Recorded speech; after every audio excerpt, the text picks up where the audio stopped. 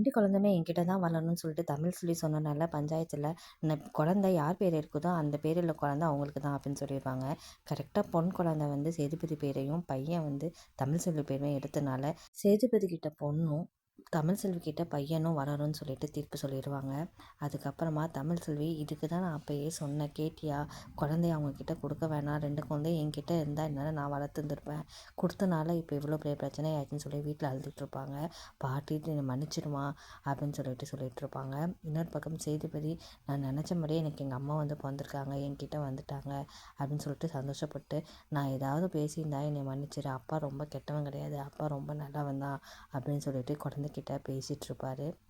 ராஜாவும் சேதுபதி கிட்ட, நீ கேட்ட மாதிரியே உங்கள் அம்மாவே இப்போ நீ உங்ககிட்ட இருக்கா அப்படின்னு சொல்லி சந்தோஷப்படுவாங்க. ஆனால் தமிழ் செல்விக்கு அங்கே குழந்தை என்ன பண்ணுதோன்னு சொல்லி யோசிச்சிட்டே இருப்பாங்க. இங்கே சேதுபதியும் பையன் அங்கே என்ன பண்ணுறான்னு சொல்லிட்டு 2 பேருமே யோசிச்சிட்டே இருப்பாங்க. இதோட அடுத்து வந்து கன்ஃபார்மாக முடிச்சிருப்பாங்க. உங்களுக்கு இந்த வீடியோ பிடிச்சிச்சின்னா லைக் பண்ணி, ஷேர் பண்ணி, சப்ஸ்கிரைப் பண்ணுங்கள். தேங்க்ஸ் ஃபார் வாட்சிங்.